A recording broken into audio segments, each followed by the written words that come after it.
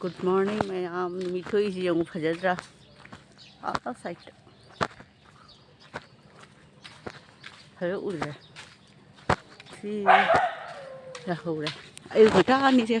Huy khổng mà khổng thì ra đi chứ. Chị Mayam 지금 sẽ khôi gì nè. Cái nụ tụi ní xong khôi khôi hi đâu đó. Tụi ní khôi hi cái sẽ 지금 sẽ Mayam. Khôi chúng ta khôi mà hum 사람이 해봐. khôi cái nụ này bà sẽ căng nghe mà mình đã giàu được khôi sẽ.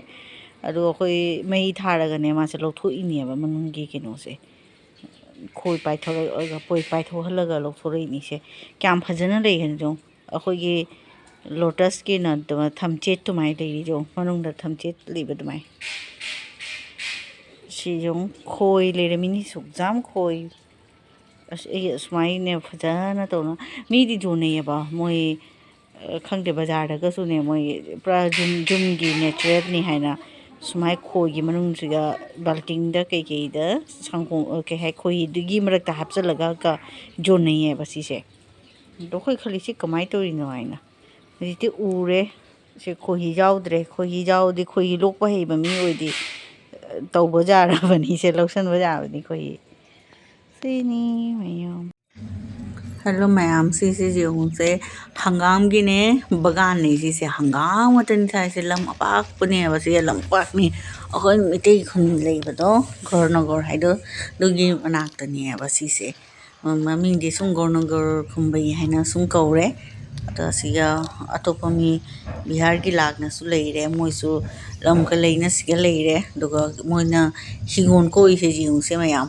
एकदम direct नुंसा सु फूरे मफम से जाम फजे है ने मोइसु सिया दुम settle ओरे बा अदु जो हंगाम थारी जम असिया मयाम ना जुम दने के लई बसु चटनी मोगी जुम सिगे हिंगोन सिगे ने हंगाम शेल तोरी बा सिया लई बसु चली असे हे इसे नपीसिना मा से जोन न बगिने बा मोइ से चा न बसु लौरी जोन न बगी सु तोरी सीजन की मोइ ngata na केनो तोरी थाय बा मोइ सीजन की पोची लोई थाय अदु न हुजी hangam si so handak season thai hang jo November de tum kyam phajana chawe jong ado sigi hangam se pura thot la ni jong se nungsa so direct phangi ba asi jong do na ina jam na phajai na jing hali ni me am da share to re ni kyam jami hangam se jong se ising su moi mane timely ayuk nan din ising chai arga sum jing sit na thami se jong na pi am ta hau de ba doni phajana moi se तौरगी नंग है ना तौरबनी बा जे केनो थारगे है ना थारबनी से मोई हंगाम से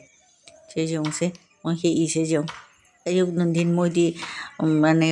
अवाबगा अमता थी दे बा मोई से सुमाई तौरगा मोई माने हैबिट ओरे बा सुमाई तौरगा मोई वार मोई वा न सुई बा थबक जिंग से तो जों मोई न लोई तौरनी से अदुना सु माने कई है तरे सु कुलकने संगी संथी सु मरांग कायरे इसिंग सु मरांग कायरे अदो डायरेक्ट नुंसा सु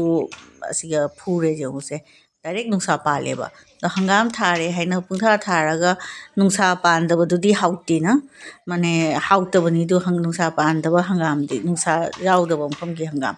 सिदी डायरेक्ट नुंसा फंगबनी ना याम ना हाउरी सिगी हंगाम से अदो निसे जेउ से मयाम से जोन बसु फना जाम सिटलनी से लेदो से अयाम मिटै ngani hangam jum da su thai leina su chai si jung asigi se pra thot le ba hangam se ba ji u ba dum phajadra ji jung se mayam so mai che khai bo ma loi sale he na sum loi sale ba se khai bo ma loi sale angka moi hangam togani mula togani season gi kobi asigumba se loi hai or kobi full kobi sigumba uri ason site moi khara da to isi loi uri nga ta ni je mairen khongdum kumura uri sigum su loi kheti tawri se jum chi gi ek dari makha de hora bani hingon taw ba se seung phajatra asi pa direct nungsa sa ba si gani nungsa pan ba si gani yam haw se thot na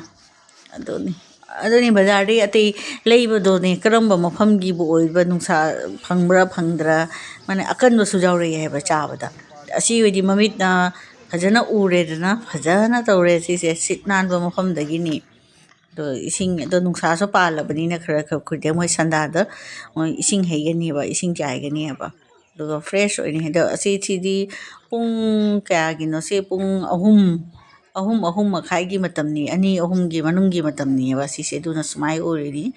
fresh oire ubadadi sini sima ada sini koi pana jumda ase ai macha ang khatang pana na he hadi macha ang khatang hai tare kai hai matun ang khatang na jungsin gi wa kwa gi pabi gi makhada mana ka doi kwa da du je pa ga ma uru leine climber ni na ma di pana se o lai se ma ama lai se kuire gi hingon se je handa ba da mayam si se jung se si je kenoni aloe vera पुदीना तो सीना फदिगोम थारिनी से ma'am से कुपसलिबा उचेक ना चाय नत्रदि हाना खितंग ख थारिंगनी ओइब्रो ओइरा हाना चही खुदिंगी box अबदा पूरा तोइनी हदा सी बॉक्स नाकन सिगा खितंग ख हुलिबा तो सी दिक खिबगी जिन मैम दो जि नौ न चोंखत लेये सिना गारो हिल्स की केनो दोनी कोमला ऑरेंज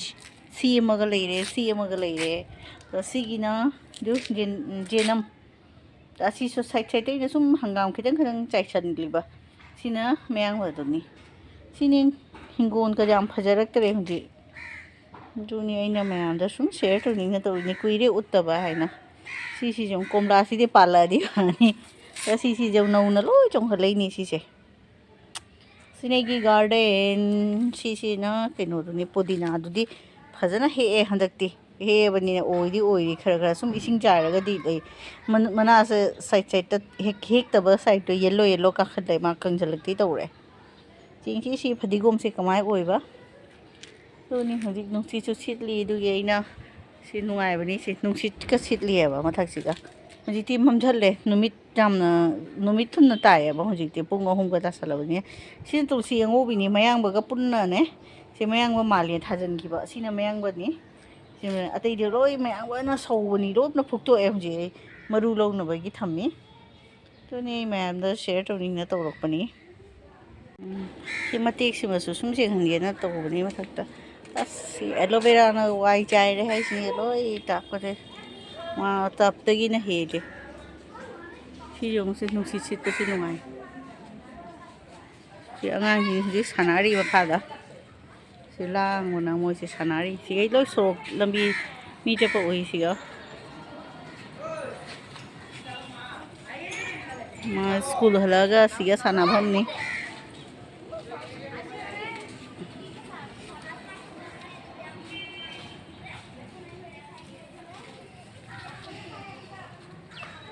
सिंगैना सुमया दा जेनिया तौबनी लागा जे कंगे सि सोंदी से नुसी सिटले जे वो हे दिवाली की लाइट हुंजी वो हे थम्मी मोय लिचु लाइट से तो जाम जांग ना संदा ओइ खल्ली सिगा ममझलनी हाक लेगा तो नी ना मैम दे शेयर तो नी ना तौरी से दुसु अखोगी कई है कुंदो लेई द लम कुंदो आइ तो आदा उरे से केतना का नी चाहला के को सि कुंदो लेई नी से मैम दो सि लम कुंदो लेई द अंगो मचुगी लेई नी